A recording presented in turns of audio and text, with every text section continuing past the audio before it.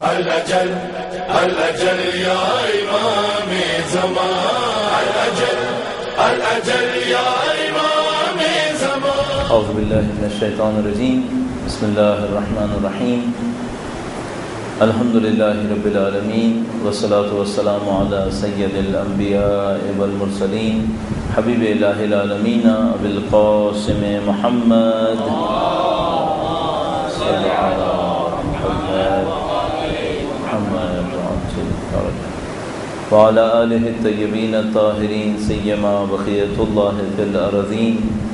قال الله تعالى في كتابه الكريم: بسم الله الرحمن الرحيم. ونريد أن نمن على الذين استضعفوا في الأرض ونجعلهم أئمة ونجعلهم الوارثين. ایک بار پھر درود بھیجیے گا محمد وعلى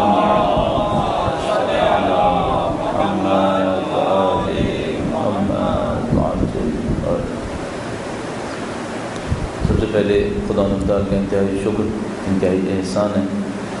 اس نے ہمیں ایسی عظیم الشان ہستی کے نام پر بیٹھا نصیب فرمایا ہے جو محور کائنات ہے، جس کو قطب عالم لقب دیا گیا ہے، جن کے وجود کے ذریعے سے یہ زمین اور آسمان باقی ہیں.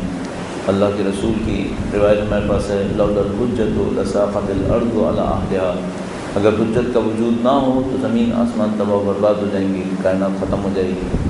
وقت کے امام کے حضور ادائے احترام کے لیے اور انشاءاللہ اس دعا کے ساتھ کہ ان کی نظر لطف ان چند روزہ مباحث پر اور مجالس کے اوپر متمرکز ہو جائے، ایک نظر لطف ان کی ہمارے اوپر بھی پڑ جائے. درود بھیجے گا محمد وعلی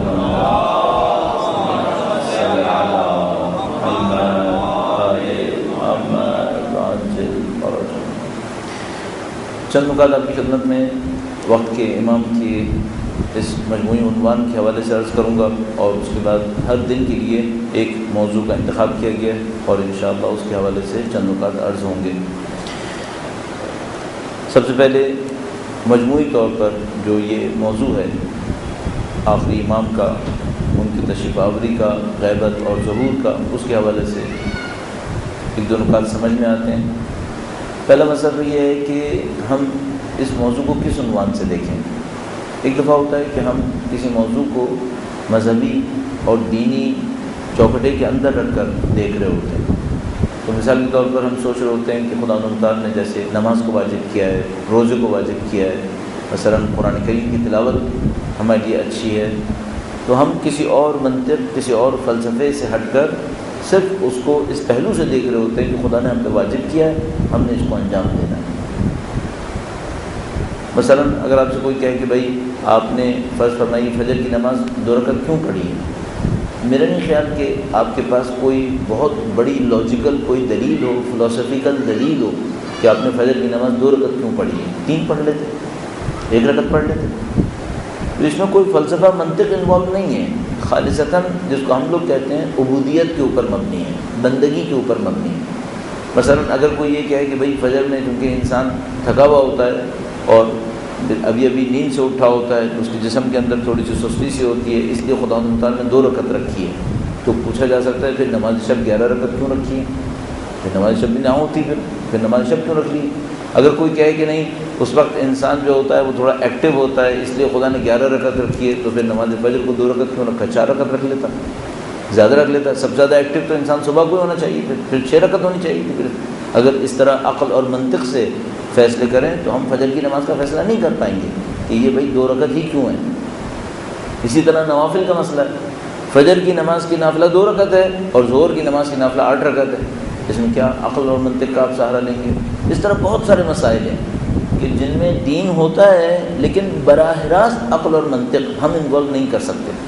البتہ یہ بھی عرض کرتا چلوں کہ کوئی یہ نہ کہے کہ بھائی دین میں تو ہمیشہ منطق ہوتی ہے، تو آپ نے کیسے کہہ دیا کہ ایک حکم ایسا ہے جس کے اندر عقل اور منطق نہیں ہوتی؟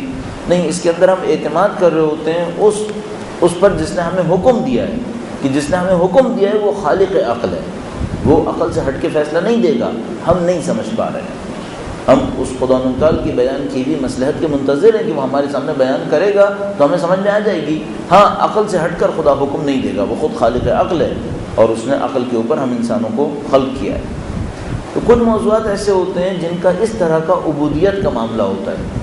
اچھا کچھ موضوعات ایسے ہوتے ہیں جن کا عبودیت کا معاملہ بھی ہوتا ہے، عقل اور منطق بھی لڑائی جا سکتی ہے، عقل بھی لڑائی جا سکتی ہے۔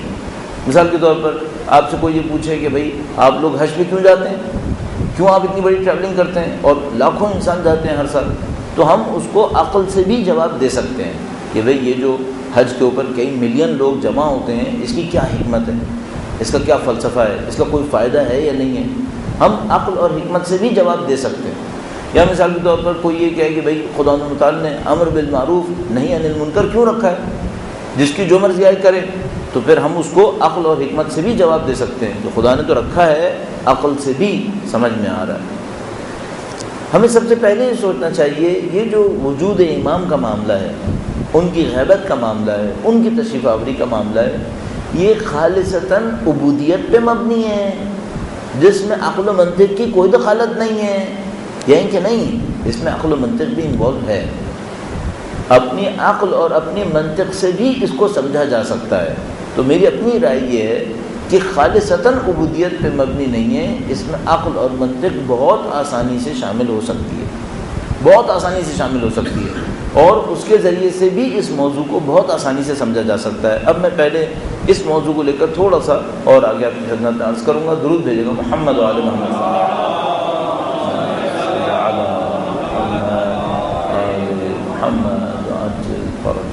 اچھا مجھے بالکل اچھا نہیں لگتا کہ میں سننے والوں سے درخواستیں کرتے رہوں کہ وہ کچھ کریں، میں کبھی یہ نہیں چاہتا۔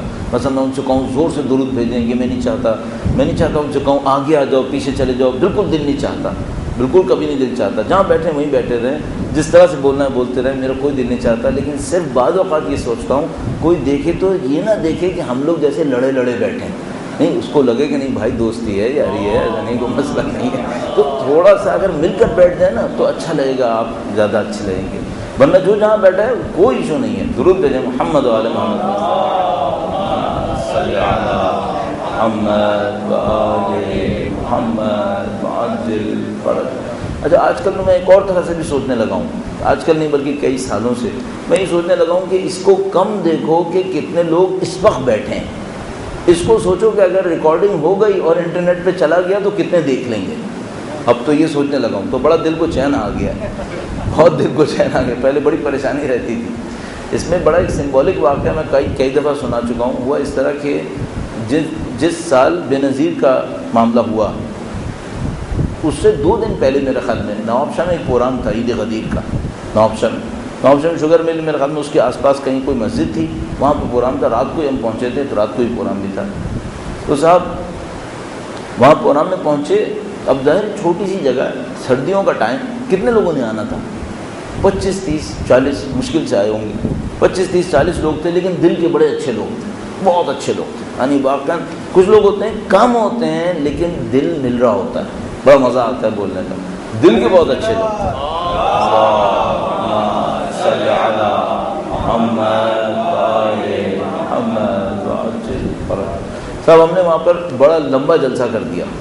اب یہ جن سے دل مل رہا ہوتا ہے، اچھا لگ رہا ہوتا ہے، ان کو ہم سزا دے دیتے ہیں، ان کو جلسہ لمبا کر دیتے ہیں، پر وہ خود بھی بیچارے کہہ رہے تھے کہ نہیں مولانا صاحب ٹھیک ٹھاک بولیے گا، یہاں پہ لوگ کافی فاصلہ طے کر کے آئیں، ایسا نہ ہو آپ 25 30 منٹ 40 منٹ بول کے اتر جائیں، لمبا بولیے گا۔ اچھا لمبا سن کے میری بھی جان نکل رہی تھی کہ اتنی سردی میں لمبا بولوں گا میرا کیا ہوگا، لیکن بہرحال وہ بڑا اچھا سیشن تھا، اس میں بڑا مزہ آیا اور بہت اچھا کام ہوا بہرحال۔ تو غدیر کے اوپر صاحب ایک بات کی، وہ میرے خیال میں کوئی 1.5 گھنٹے کے قریب اسپیچ ہو گئی۔ تب نیا کسی نے ہم نے کیمرہ دیا تھا، اور وہ ایک دوست کوئی تھا بھی نہیں اس کو چلانے والا، ایک دوست کہیں ملا، میں نے اس کو 5 منٹ میں ٹرین کیا، میں نے کہا یار اس طرح سے چلتا ہے، اس طرح سے لگتا ہے، تم آج ٹرائی مارو شاید چل جائے۔ آپ یقین فرمائیں وہ اسپیچ میرا خیال میں 25,000 سے زیادہ ڈاؤن لوڈ ہوئی ہے، 25,000 سے زیادہ ڈاؤن لوڈ ہوئی ہے، اور کتنے لوگ بیٹھے تھے؟ 35 40۔ تو اب یہ سمجھ میں آیا کہ نہیں، اس کی کوئی پرواہ نہیں کرنی چاہیے، بندے کتنے بیٹھے ہیں۔ حقیقت یہ اس کی بھی پرواہ نہیں کرنی چاہیے کہ ریکارڈ ہوگا یا نہیں ہوگا، اس کی بھی پرواہ نہیں کرنی چاہیے کہ انٹرنیٹ میں 25,000 نے دیکھا ہے نہیں دیکھا۔ کس کی پرواہ کرنی چاہیے؟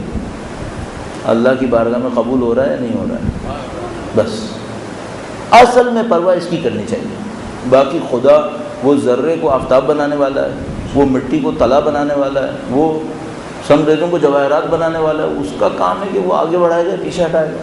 ہم لوگ کون ہوتے ہیں اس کام میں؟ تبھی سمجھ میں آیا ان باتوں کی پرواہ کرنا چھوڑ دو، جو کام کر رہے ہیں وہ صحیح کریں، بس جو کام کرنا ہے اچھے طریقے سے کریں. ابھی مجھے جو دین کے اندر 30 سال ہو گئے کچھ ادھر ادھر کرتے ہوئے، جو بات سمجھ میں آئی ہے، دین کے نام پہ کام اچھا کریں، بس چھوٹا کریں، کم کریں، اچھا کریں، زیادہ سے زیادہ اس کے اوپر محنت ہو جائے، ہمارا دین کہیں سے کہیں پہنچ سکے گا. ایک بار پھر درود بھیجے گا محمد وعلی محمد صلی اللہ علیہ محمد وعلی محمد عاجل.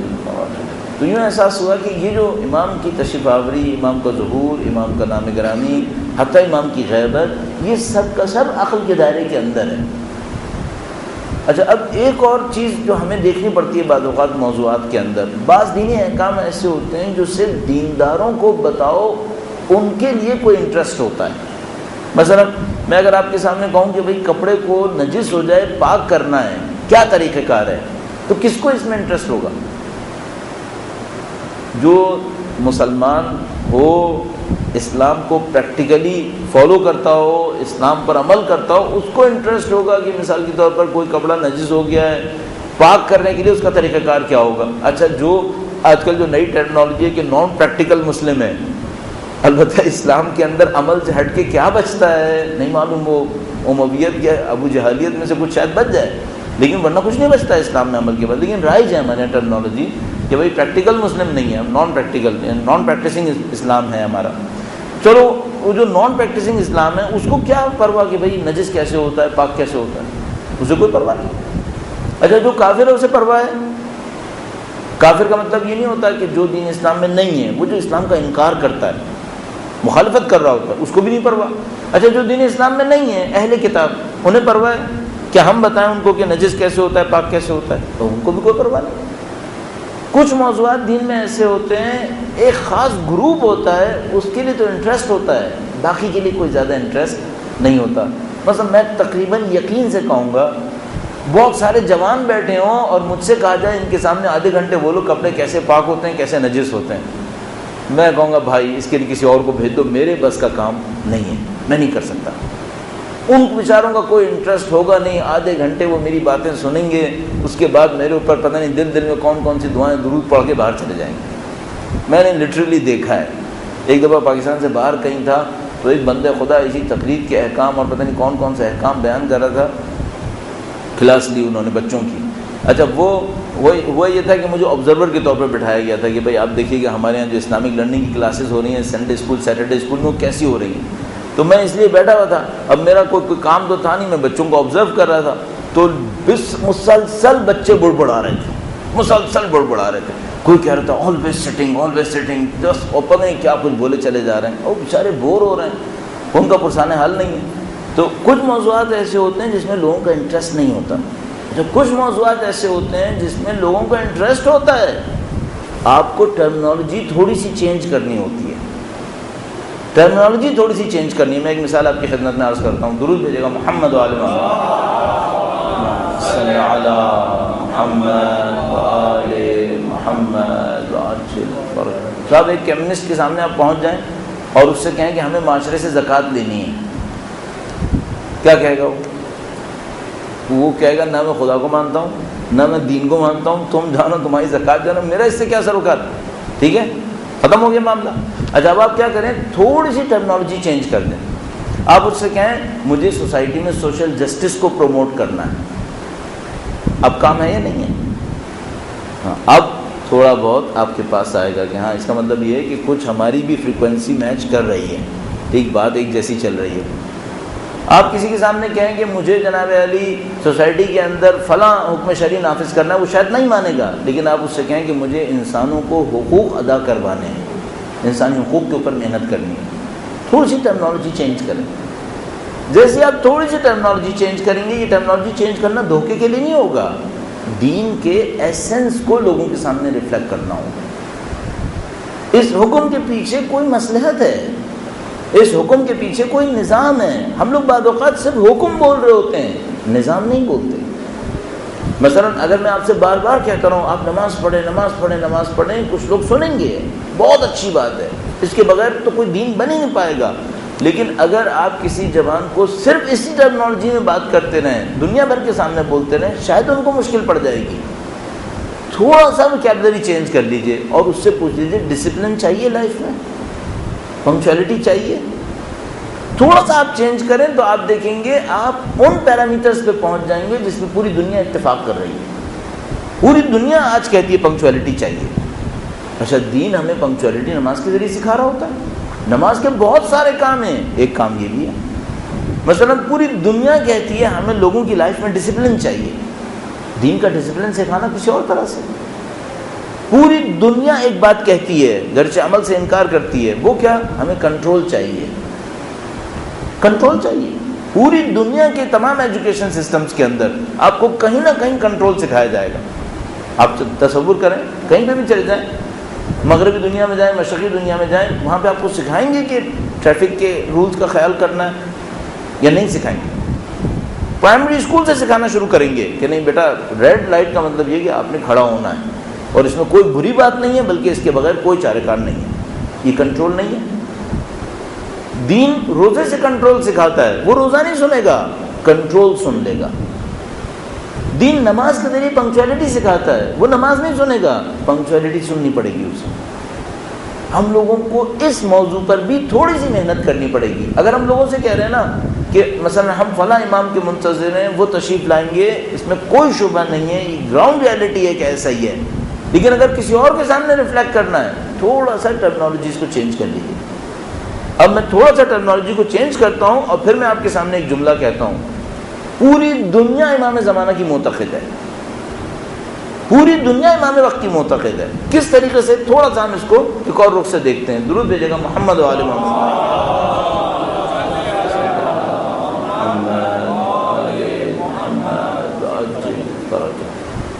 ایک بیک گراؤنڈ لینا پڑے گا. دنیا میں جو بھی افکار و خیالات ہیں کہیں نہ کہیں مستقبل کو بیان کرتے ہیں. کوئی پریڈکشن کے طور پہ کہتا ہے، کوئی ریولیوشن کے طور پہ کہتا ہے، کوئی سائنٹیفک کیلکولیشن کے تحت کہے گا، کوئی اسٹرونومی کا سہارا لے گا. کہیں نہ کہیں فیوچر کو پریڈکٹ کرتے ہیں، فیوچر کو ٹچ ضرور کرتے ہیں. مثلا آپ خود تصور فرمائیے، جب آپ کے اور ہمارے ملک میں ہونا یہ چاہیے کہ بجٹ بنے تو اگلے سال کو سوچ کر بنے گا یا بغیر سوچے بنے گا؟ ہونا یہ چاہیے کہ سوچ کے بنے. البتہ ہمیں پتہ ہے بغیر سوچے بنتا ہے، ہمیں پتہ ہے، ٹھیک ہے. 5 سالہ منصوبہ جب بنتا ہے، 5 ایئر پلان، سوچ کے بننا چاہیے یا بغیر سوچے؟ سوچ کے بننا چاہیے. ہمیں پتہ ہے کہ ہم ان باتوں سے فارغ ہیں. ہمارے یہاں جس کی جو مرضی آتی ہے وہ بنا لیتا ہے، بعد میں ہمیں بھگتنا ہوتا ہے، اس نے 5 سال میں چلا جانا ہوتا ہے. یہ ایک علیحدہ داستان ہے. دنیا میں ہر نظریے نے کہیں نہ کہیں فیوچر کو ٹچ کرنا ہے. اب 2 قسم کے نظریے ہیں. ایک وہ نظریے کا گروپ ہے کہ جو کہتا ہے مستقبل تباہ ہے، مستقبل برباد ہے، مستقبل میں کچھ نہیں ہے، سب ختم ہو جائے گا، انسان برباد ہو جائیں گے، یہ تباہ ہو جائیں گے. جس کو آپ کسی بھی عنوان کے اندر رکھ کر دسیوں اس کے بارے میں موویز، ناولز، ڈاکومنٹریز آپ اس وقت بھی انٹرنیٹ کے اوپر دیکھ لیں گے. پتہ نہیں کتنی چیزیں تو آپ نے ڈومز ڈے کے نام سے، اور پتہ نہیں اپوکلپس اور یہ اور وہ، پتہ نہیں کیا کچھ آپ نے سن لیا ہوگا، اور میں نے اور آپ نے دیکھ بھی لیا ہوگا کہ کوئی یہ کہہ رہا ہے پتہ نہیں آسمان سے مخلوق آئے گی، فلاں سال کے اندر سب کچھ تباہ ہو جائے گا.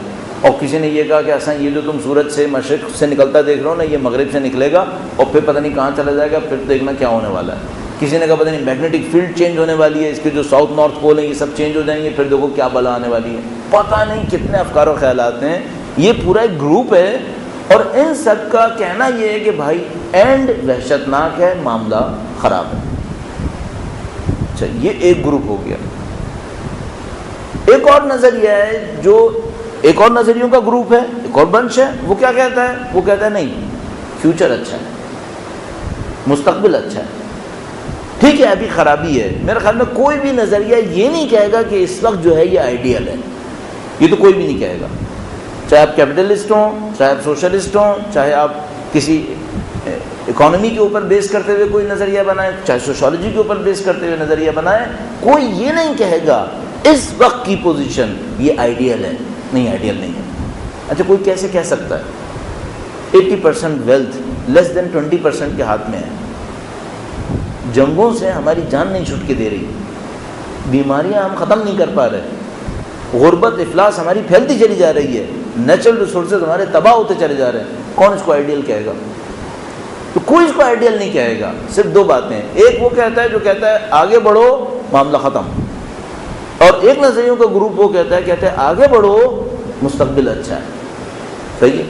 ہم اپنے آپ سے پوچھتے ہیں, وہ جو کہہ رہے ہیں کہ مستقبل اچھا ہے وہ زیادہ ہیں, یا وہ جو کہہ رہے ہیں بڑھو اور تباہی ہے وہ زیادہ ہے؟ کون سے والے؟ اب ہمیں سوچنا پڑے گا, اب میں چند مثالیں آپ کی خدمت میں عرض کرتا ہوں. درود بھیجے گا محمد وعلی محمد صلی اللہ علیہ محمد وعجل فرج. صاحب ہمارے پاس پھر ایک کلاسیفیکیشن کر لیتے ہیں. جو ہمارے پاس انسان سے مربوط افکار ہیں, خیالات ہیں, ان کو ہم دو کیٹیگریز میں ڈالتے ہیں, ایک ریلیجیس اور ایک نان ریلیجیس. ایک وہ ہیں جو کہتے ہیں ہمارا کوئی تعلق آسمان سے ہے, اور ایک وہ جو کہتے ہیں ہمارا کوئی تعلق آسمان سے نہیں ہے. اچھا, وہ جو کہہ رہے ہیں ہمارا کوئی تعلق کیسا بھی آسمان سے ہے, اس میں پرانے سے لے کر نئے تک سب ایک بات کے معتقد ہیں, مستقبل اچھا ہے. سب اس بات کے معتقد ہیں مستقبل اچھا ہے. اب میں آپ کے سامنے چند ادیان اور ان کی مثالوں کو عرض کرنے کی کوشش کرتا ہوں. ایک بار پھر درود بھیجیے گا محمد وعلی محمد.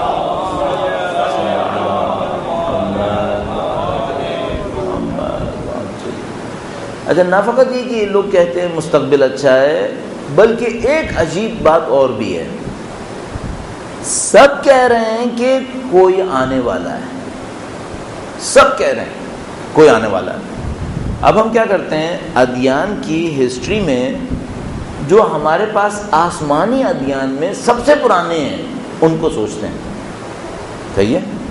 بہت ساری ایسی کتابیں مل جاتی ہیں نیٹ کے اوپر, پتہ نہیں کتنی ویب سائٹس آپ کو مل جائیں گی, مثلا ہسٹری آف ریلیجنس یا ہسٹری آف لیونگ ریلیجنس.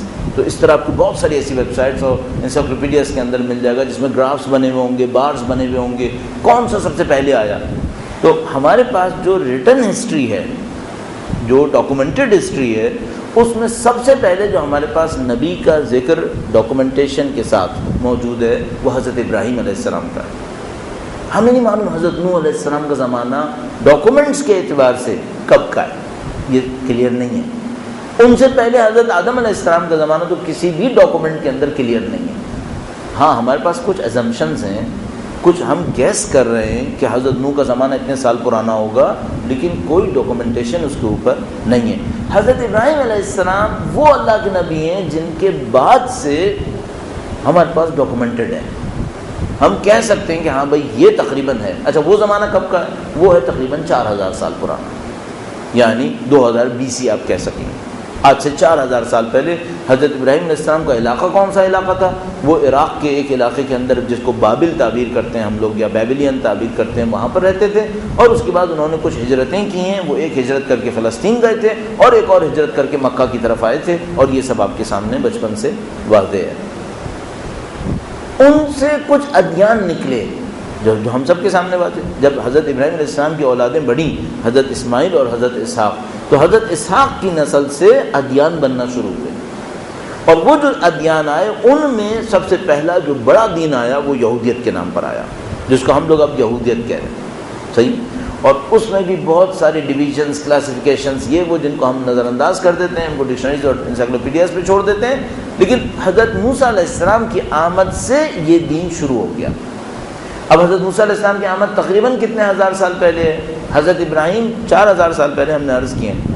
اب آپ تصور کیجئے حضرت ابراہیم علیہ السلام کی اولاد میں حضرت اسحاق تھے, پھر حضرت اسحاق کے بعد مختلف طریقوں سے تبدیلیاں واقع ہوتی رہیں. پھر مثال کے طور پر وہ لوگ مصر چلے گئے, مصر کے اندر مسائل حضرت یوسف علیہ السلام اور مسائل وغیرہ یہ وہ, اور اس کے بعد ان سب کو نجات دلانے کے لیے حضرت موسیٰ علیہ السلام آئے. لگ بھگ 700 سال بیچ میں فاصلہ ہے. حضرت ابراہیم اور حضرت موسیٰ علیہ السلام کے درمیان لگ بھگ 700 سال فاصلہ ہے. قطعاً حضرت ابراہیم علیہ السلام کے اوپر کتاب آئی تھی, قطعاً صحف ابراہیم. ہمارے پاس سورہ اعلیٰ کی آخری آیت کریمہ کے اندر ان ھذا لفی صحف کیا ابراہیم و موسیٰ, صحف ابراہیم و موسیٰ آ رہا ہے. تو یہ ان کے اوپر یقیناً کتاب آئی تھی، گرچہ وہ کتاب ہمارے پاس ڈاکومنٹڈ بچی نہیں ہے، لیکن ان کی ہسٹری ڈاکومنٹڈ بچ گئی ہے ہمارے پاس۔ پھر جو ہمارے پاس دین ہے وہ حضرت موسیٰ علیہ السلام کا 3300 سال پہلے۔ اچھا، کیا اس دین کے اندر کسی کے آنے کا انتظار ہے؟ قطعاً ہے۔ حضرت موسیٰ علیہ السلام کے ماننے والے ایک کے آنے کا انتظار کر رہے ہیں، جس کے اوپر حضرت عیسیٰ کے ماننے والے کہتے ہیں کہ وہ جس کا انتظار کر رہے ہیں وہ حضرت عیسیٰ علیہ السلام تھے۔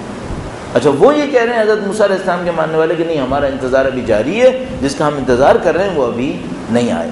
آپ کو پتہ ہے جب یہ ملینیم کا چینج آیا تھا تو کیا کیا مسائل نہیں ہوئے تھے، کم سے کم ہم سب لوگوں کو وہ یاد ہے، کیمراز تک فٹ ہوئے ہوئے تھے کہ اب تو آنا ہی آنا ہے، لیکن بہرحال تو وہ لوگ معتقد ہیں کہ وہ آئیں گے۔ فیوچر اچھا ہوگا یا برا ہوگا؟ بہت اچھا ہوگا۔ وہ کہتے ہیں جب وہ آئیں گے زمین بہت اچھی ہو جائے گی، کوئی مسئلہ نہیں ہوگا۔ میں کم کرتا ہوں، یہ 3300 سال پہلے تقریباً۔ اس کے بعد دین عیسائیت آپ لے لیجئے، البتہ بیچ میں بہت سارے ادیان ہیں جن کے بارے میں ہمارا اسمپشن یہ ہے کم از کم برصغیر کے اندر کہ آسمانی نہیں ہے، لیکن دوسری جگہوں کے اوپر ان کو آسمانی سمجھا جاتا ہے۔ میں بھی ان کے بارے میں عرض کروں گا۔ حضرت عیسیٰ علیہ السلام 2000 سال پہلے آیا، ان کے ماننے والے معتقد ہیں کہ کوئی آئے گا، کہتے ہیں ہاں قطعاً آئیں گے۔ کون آئے گا؟ خود حضرت عیسیٰ علیہ السلام واپس آئیں گے، خود حضرت عیسیٰ علیہ السلام واپس آئیں گے۔ ان کے 550 سال کے بعد، 650 سال کے بعد تقریباً اللہ کے رسول کا دور شروع ہوا، اور ان کی نسل کے اندر، ان کے دین کے اندر سب معتقد ہیں، حتیٰ وہابیت جس کو ہم لوگ مثال کے طور پر سمجھ ہوتے ہیں ہم سے بہت دور ہے، شاید ہم ان کے درمیان اور ہمارے درمیان کوئی کامن فیکٹر نہیں ہے، قطعاً کامن فیکٹر ہمارے 12ویں امام مہدی علیہ السلام کی صورت میں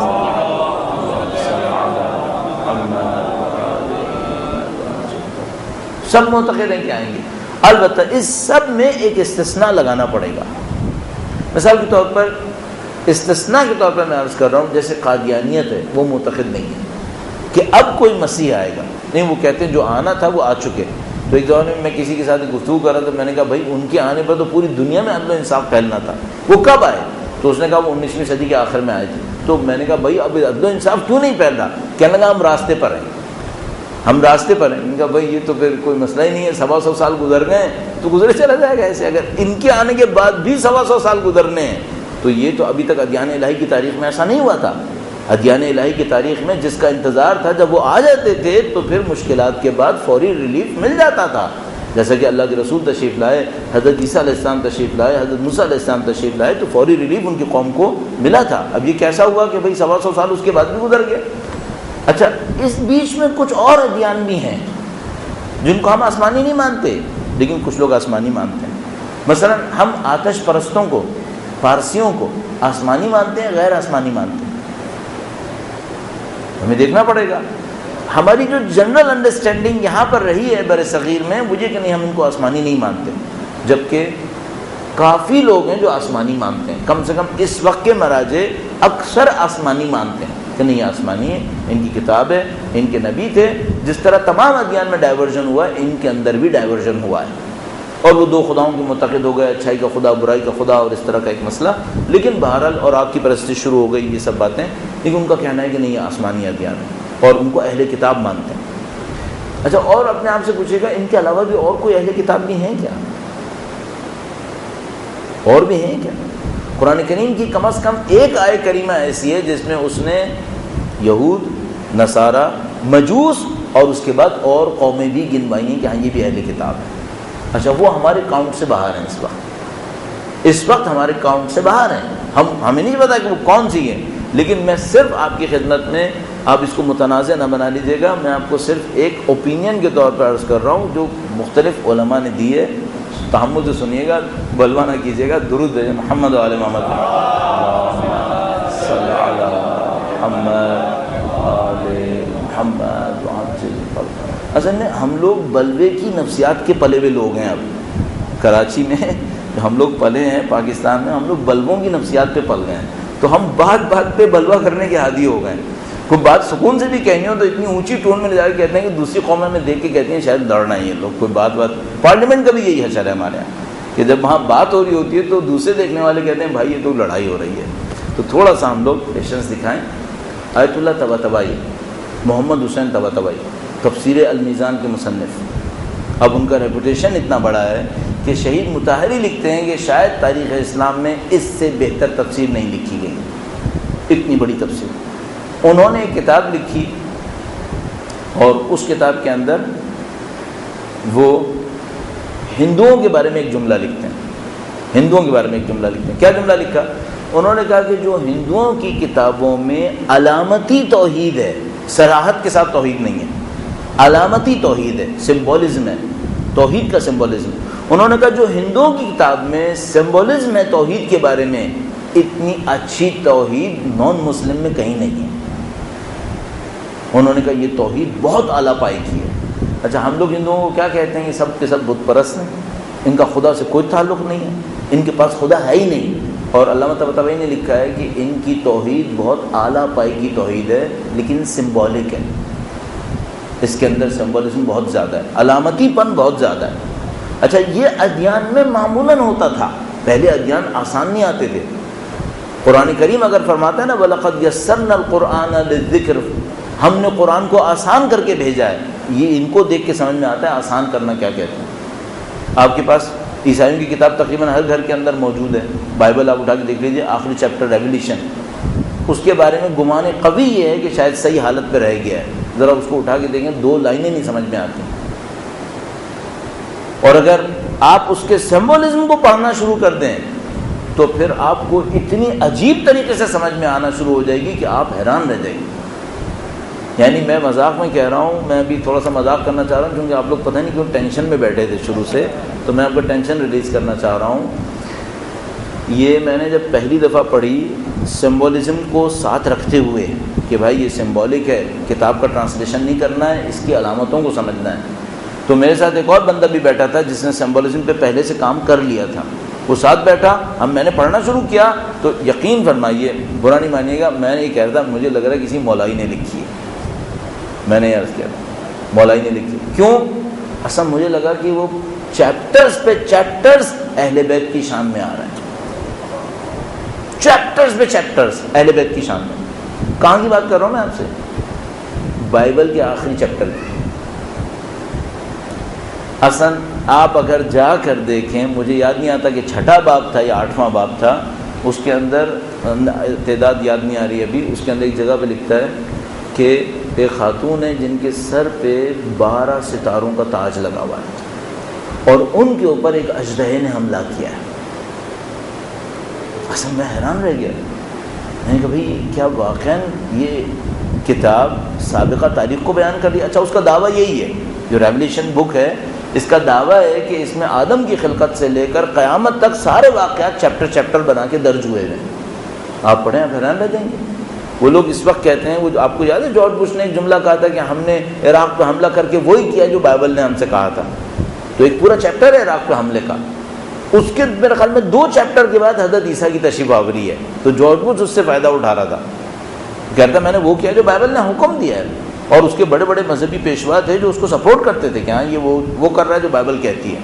بلکہ ایک اس میں تھا، مجھے اس کا نام یاد نہیں آ رہا، بڑے اس کے فالوورز تھے، پتہ نہیں 3.5 ملین لوگ اس کا ویکلی پروگرام دیکھتے تھے، تو اس نے تو یہ کیا تھا کہ جارج بش کو پریزیڈنسی کے تمام ادوار کے لیے ڈیلی اسائنمنٹ دیا ہوا تھا کہ سر آپ نے یہ کام روزانہ کرنا ہے جتنی دیر تک بھی آپ صدر ہیں، اور ورنہ میرے ووٹ آپ کے ساتھ ہیں، ورنہ میں پھر اپنے ووٹرز کو کہیں اور بھیجتا ہوں۔ اس حد تک اسٹرکٹلی وہ لوگ فالو کر رہے تھے۔ تو یہ سمبولزم ہے، یہ سب ہم لوگ کہہ رہے ہیں یہ غیر آسمانی ادیان ہے، ہمیں نہیں معلوم یہ کیا ہے، نہ ہم ابھی کبھی دعویٰ کر سکتے ہیں، لیکن ایک بات سمجھ میں آتی ہے، یہ بہت بعید ہے کہ اللہ نے سارے انبیاء صرف مشرقی وسطیٰ میں بھیجے، باقی کیا انسان نہیں بس رہے، باقیوں کے لیے کیا بھیجا بھائی؟ یہ سوچنے والی بات ہے۔ ٹھیک ہے، مثلا اگر مجھ سے کوئی یہ کہے بھائی اس کی تعویل کریں تو میں تعویل کروں گا کہ بھائی مشرقی وسطیٰ دنیا کی آباد دنیا کا اس وقت کا سینٹر تھا، اور وہ دنیا کا ایک چوراہا تھا، وہاں سے ساری کانٹیننٹس کے لیے راستے گزرتے تھے، اور یہ تھا وہ تھا، لیکن بات کی سمجھ میں نہیں آتی کہ اللہ چاہنے اس کے لیے کوئی بھی نہیں بھیجے گا۔ اچھا اس کا ایک اور جواب بھی دیا جاتا ہے، ایک اور جواب یہ دیا جاتا ہے، میں اپنے آپ کو سیف سائڈ پہ رکھ رہا ہوں کہ کہیں بعد میں کوئی کھڑا نہ ہو جائے کہ انہوں نے کہا ہے کہ سارے انبیاء تھے، تو اس کو بچانے کی خاطر عرض کر رہا ہوں کہ بھائی اس کے جواب بھی ہیں، یہ دونوں پاسبلٹیز موجود ہیں۔ مثلا آپ ایک تاریخ کا ایک عجیب لمحہ آپ کی خدمت میں عرض کروں گا، درود بھیجے گا محمد علیہ وسلم۔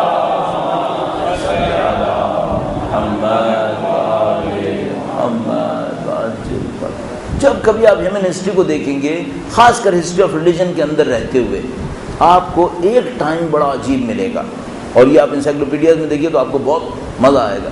وہ ہے حضرت عیسیٰ کی آمد سے 500 سال پہلے کا ٹائم. یہ بہت عجیب وقت ہے، حضرت عیسیٰ کی آمد سے 500 سال پہلے، اور ہمارے نبی کی تشریف آوری سے 1100 سال پہلے، یوں لگ بھگ سمجھ لیجیے. یہ بہت عجیب ٹائم ہے. یعنی اگر آپ دنیا کے نقشے کے اوپر یوں کر کے آباد دنیا کا جائزہ لینا شروع کر دیں، آپ کو کچھ عجیب چیزیں سمجھ میں آنا شروع ہو جائیں گی. مثلا میں ابھی کوشش کرتا ہوں، اگر آپ دنیا کے نقشے کو اپنے ذہن میں رکھیں، یورپ کو الٹے ہاتھ پہ رکھیں جیسے کہ معمولاً ہم لوگ رکھا کرتے ہیں، مڈل ایسٹ کو بالکل اپنے چہرے کے سامنے رکھیں اور چائنا کو رائٹ ہینڈ کے اوپر رکھیں. اب آپ دیکھنا شروع کریں.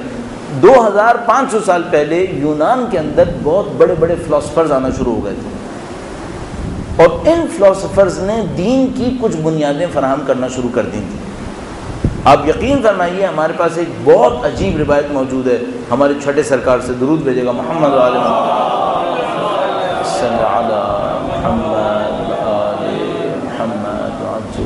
مولا نے افلاطون کے بارے میں گویا، پلیٹو کے بارے میں، افلاطون کے بارے میں روایت میں ارشاد فرمایا کہ اس نے خدا کو ثابت کرنے کے لیے یہ راستہ اختیار کیا. ابھی میں کہتا ہوں افلاطون کی عظمت اس کی بڑائی کے لیے بہت ہے کہ مولا چھٹے سرکار کی زبان سے اس کا نام جاری ہوا ہے. کیا میں سوچوں کہ یہ غیر الہی تھے؟ یہ خدا کو نہیں مانتے تھے، خدا کو نہیں مانتے تھے، ثابت اتنا اچھا کر رہے تھے کہ ہمارے چھٹے امام نے ذکر کیا ہے. ان کو ہم سب کہتے ہیں بت پرست ہیں. یہ لوگ کہاں کے بت پرست ہیں؟ خدا کو ثابت کر رہے ہیں. یہ جو ارسطو، افلاطون اور سقراط وغیرہ کا سلسلہ تھا، یہ تقریباً 2500 سال پہلے آج سے، اور حضرت عیسیٰ علیہ السلام کی آمد سے 500 سال پہلے یہ شروع ہوا. یہ وہاں سے یہ شروع ہوا. اس کے بعد آپ تھوڑا سا رائٹ پہ ٹرن کریں، آپ ایران میں آئیں گے. ایران میں آئیں گے، حضرت زرتشت کا زمانہ بالکل یہی زمانہ ہے. اس ٹائم پہ حضرت زرتشت، جن کو میں نے کہا کہ ہم لوگ آسمانی ادیان نہیں مانتے ہیں پارسیوں کو، لیکن سب مان رہے ہیں اب وہاں پر کہ نہیں یہ نبی تھے، یہ ان کا دور آیا. اس کے بعد تھوڑا سا آپ اور رائٹ پہ ٹرن کریں تو آپ ہندوستان اور چائنا میں پہنچیں گے. ایگزیکٹلی یہی زمانہ کنفیوشس کا زمانہ ہے. اسی ٹائم پر کنفیوشس آیا ہوا ہے. اس کا مطلب ہے یہ کوئی لمحہ ہے جب خدا نے ساری آبادی کو ذہنی اعتبار سے ترقی دلوائی ہے. یا انبیاء کے ذریعے سے، اگر آپ سب کو نبی مانتے ہیں، اور نہیں مانتے تو پھر کہیں گے انبیاء اور فلاسفرز، دو ذریعوں سے. یہ کوئی ٹائم بہت خوبصورت ٹائم ہے جب خدا متعال نے ذہن انسانی کا ارتقاء نصیب کیا ہے، اور اس ٹائم پر یہ سارے کام تیاری کے طور پر ہوئے. اب یہ جتنے بھی میں نے ادیان آپ کے سامنے گنوائے نا، ان میں سے کچھ کو ہم آسمانی مانتے ہیں، کچھ کو آسمانی نہیں مانتے. یہ سب معتقد ہیں کہ کوئی آنے والا ہے. سب کے سب معتقد ہیں کہ کوئی آئے گا اور زمین کو تبدیل کرے گا. چاہے وہ ہندو مت ہو، چاہے وہ بدھ مت ہو، چاہے وہ جاپان کے اندر شنٹو ہو، چاہے وہ عیسائیت، یہودیت اور دین اسلام کے مختلف ماننے ہوں، یہ سب معتقد ہیں. اب تصور فرمائیے، میں نے آپ سے ایک جملہ کہا تھا، پوری دنیا امام زمانہ کی معتقد ہے. یہ نام مختلف لے رہے ہیں لیکن سب انتظار کر رہے ہیں، سب انتظار کر رہے ہیں. اچھا اب اور آ جائیے، یہ جو غیر الہی ادیان ہیں، اب ان کو ہم ادیان نہیں کہیں گے، غیر آسمانی افکار و خیالات، آیا یہ معتقد ہیں کہ کچھ بہتری آئے گی؟ آپ کسی ایک فکر کو لیں اور اس سے پوچھیں کہ کیا کبھی بہتری نہیں آئے گی؟ کبھی بہتری نہیں آئے گی. میرا اپنا یہ خیال ہے، ایک بھی آئیڈیا جو انسان کے سوشل بیہیویئر کو ڈیل کرے ایسا نہیں ملے گا جو کہے کبھی بہتری نہیں آئے گی. حتی کیپٹلزم جو بری طرح ڈیڈ لاکس کے اندر پھنسا ہوا ہے، کیا یہ کہے گا کہ فیوچر بہت برا ہے انسانیت کا اگر کیپٹلزم پر عمل کریں؟ کہہ ہی نہیں سکتا. اس کو کہنا یہی ہے کہ بہتری آئے گی. یہ سب معتقد ہیں کہ کہیں نہ کہیں ایک بہتری آئے گی. اس کا مطلب کیا ہے؟ اب اس کو میں تھوڑا سم اپ کرتا ہوں. صرف ہم نہیں ہیں جو انتظار کر رہے ہیں، یہ پوری دنیا کسی کا انتظار کر رہی ہے. صرف ایک خطرہ ہے مجھے، ہم پیچھے نہ رہ جائیں. ان میں سے بعض انتظار کرنے والے بہت سخت انتظار کر رہے ہیں، اور میں اس داستان کو بہت دفعہ ذکر کر چکا ہوں، لہذا نہیں دہراؤں گا. بعض آرتھوڈکس جوز، جن کو الٹرا آرتھوڈکس جوز کہا جاتا ہے، ان کا انتظار اتنا شدید ہے کہ ان کے دین میں ہر رات سونے سے پہلے بیگ باندھ کے سونا واجب ہے. کہ اگر رات میں کال آئے تو بیگ باندھنے کی دیر نہ لگے، اس شدت کے ساتھ۔ یہ میں آپ کہیں گے پتہ نہیں کہاں کی اسٹوری لائی ہے، اتفاقاً ٹائم میگزین کے اندر میں نے یہ پڑھا تھا ایک دفعہ کہ کوئی ایسا یہودی تھا جو ذرا ماڈرنائز تھا، اور اس کا بھائی تھا جو الٹرا آرتھوڈاکس تھا، اور ایک کہ جو مدرسہ ٹائپ کا تھا، ماسٹری ٹائپ کا تھا، اس میں رہتا تھا، سیمینری ٹائپ کا، اس میں جا کے رہتا تھا۔ تو اس نے جا کر اپنے بھائی سے ملاقات کی، اس کے ساتھ 1-2 دن گزارے اس نے، چند دن، تو اس نے اس کو ریفلیکٹ کیا، اس میں یہ جملہ اس نے ریفلیکٹ کیا کہ یہ مسیح کی آمد کے اتنے شدید منتظر ہیں کہ سب اپنے بیگز باندھ کے سوتے ہیں۔ اور ہم لوگ سمجھتے ہیں تزکیہ نفس ہماری کہانی ہے، نفس پہ کنٹرول ہماری کہانی ہے۔ اس نے کچھ اور ہی لکھا، اس نے لکھا وہاں پر تزکیہ نفس کی ٹریننگ ایسے دیتے ہیں کہ بھوک میں پیالہ سامنے رکھ کر اس سے کہتے ہیں چمچہ منہ تک لے کے جاؤ، منہ میں نہیں لے کے جانا، واپس رکھ دینا۔ اور پورا کھانا کھانے میں زیادہ اچھا تربیت یافتہ وہ ہوگا جو یہ کام کئی دفعہ کرے گا اور کھانا کم کھائے گا۔ اتنا کنٹرول سکھانے کی کوشش کر رہے ہیں، کامیاب ہوتے نہیں ہوتے ایک علیحدہ داستان، لیکن کانسیپٹ سب کے پاس ہے۔ اب ہمیں دیکھنا پڑے گا یہ جو سب معتقد ہیں امام کے، ہم کیا خاص بات ہے جس کا انتظار کر رہے ہیں، ہم کس طرح سے انتظار کر رہے ہیں، اور ہمارا انتظار مفہوم کیسے حاصل کرے گا کہ ہم یہ کہیں کہ ہاں بھائی یہ جو ہے وہ فضیلت والا انتظار ہے۔ ہمارے پاس روایت موجود ہے، افضل الاعمال انتظار الفرج، فرمایا مدد کا انتظار سب سے زیادہ بافضیلت عمل ہے۔ اب یہ کیسے بافضیلت ہے، چند نکات اس حوالے سے آپ کی خدمت میں عرض ہوں گے، وقت تقریباً اختتام پر، اور ہم اس کو بس تیزی سے عرض کریں گے۔ درود بھیجے گا محمد و آل محمد۔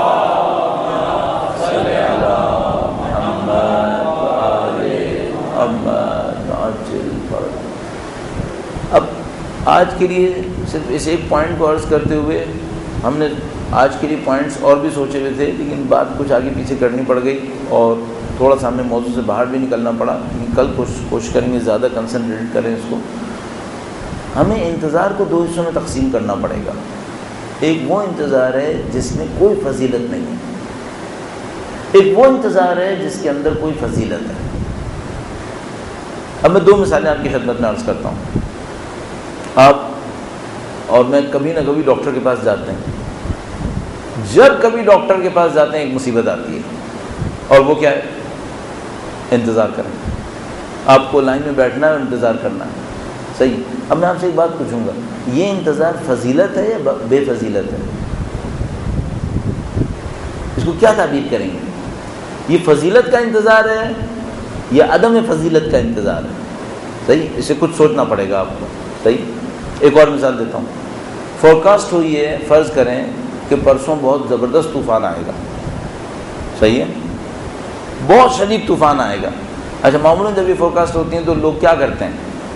علاقے خالی ہو جاتے ہیں، لوگ ادھر ادھر جاتے ہیں، کچھ لوگ کہتے ہیں نہیں ہم رکیں گے، تو وہ اسٹاک کرتے ہیں، چیزوں کو تیار کرتے ہیں، ذرا اپنے جو بند وغیرہ ہیں ان کو مضبوط کر لیتے ہیں، گھروں کو ذرا مضبوط کرتے ہیں۔ میں آپ سے ایک بات پوچھوں گا، اس انتظار کو فضیلت دیں یا نہ دیں؟ اس میں اور اس میں کیا فرق ہے؟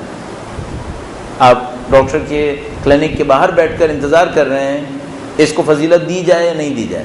نمبر 1، یہ جو طوفان آنے والا ہے اور اس کے مقابلے میں آپ ایک انتظار کر رہے ہیں، اور اس انتظار کے لیے اپنے بچاؤ کے لیے کچھ ترکیبیں کر رہے ہیں، اس کو فضیلت دیں یا نہ دیں؟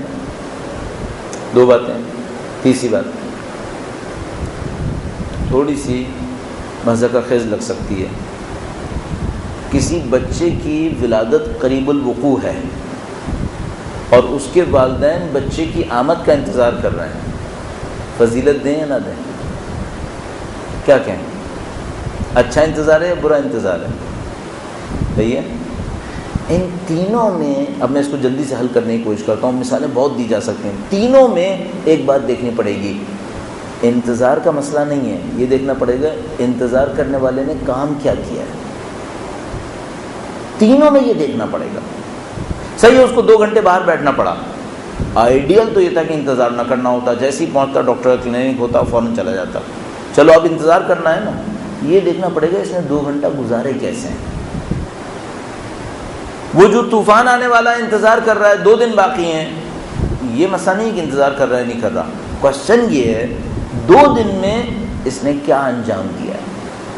اور اسی طریقے سے اس بچے کے معاملے میں تمام انتظاروں کے اندر ایک قانون بن سکتا ہے. ہر انتظار کے اندر یہ دیکھنا پڑے گا آپ نے واقعے سے ریلیونٹ کیا کام انجام دیا ہے. اگر آپ نے اس سے ریلیونس میں رہتے ہوئے کچھ تیاری کی ہے, آپ کا انتظار پازیٹیو ہے.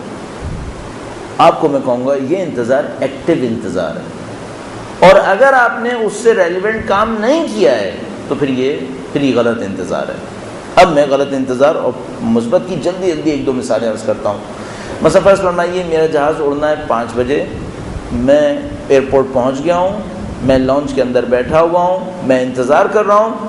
5 بجنے میں 25 منٹ 30 منٹ پہ دروازے نے بند ہونا ہے. میں وہاں پہ جا کے کھڑا ہو گیا اور میں نے اس سے کہا میں انتظار کر رہا تھا اسی بات کا کہ مجھے اندر بیٹھنا ہے. اور جیسے ہی بیٹھنے لگے اس نے بتایا سر آپ کے پاس بورڈنگ پاس نہیں ہے, آپ کو بورڈنگ کارڈ ہے ہی نہیں. آپ کو اچانک یاد آیا کہ میں نے ابھی تک بورڈنگ کارڈ نہیں لیا ہے. اچھا اب اس انتظار کی کوئی فضیلت ہے؟ نہ صرف یہ کہ فضیلت نہیں ہے بلکہ حماقت بھی ہے. آپ آدھے گھنٹے سے 1 گھنٹے سے بیٹھے ہیں, آپ نے کارڈ ہی نہیں لیا. آپ ڈاکٹر کے پاس پہنچ گئے 2 گھنٹے کے شدید انتظار کے بعد, اور وہاں پہنچ کر اس نے کہا یہ بتائیے کہ میں نے جو پچھلی دفعہ آپ کو پرسکرپشن دیا تھا, ٹیسٹ دیا تھا, وہ آپ لائیں. اور آپ کہتے ہیں کہ ایسا ہے کہ میں وہ نہیں لایا. صحیح ہے, اب یہ انتظار کیسا رہا؟ احمقانہ ہے. یعنی وہ کہے گا کہ کیا مجھے بتانے کی ضرورت ہے کہ آپ جب آئیں تو لیتے آئیں ساتھ تاکہ میں دیکھوں تو صحیح کہ میں نے کیا تھا. کیا آپ کا کام ہے؟ ہمیشہ یہ دیکھنا پڑے گا آپ نے انتظار کی ریلیونس میں کیا کیا.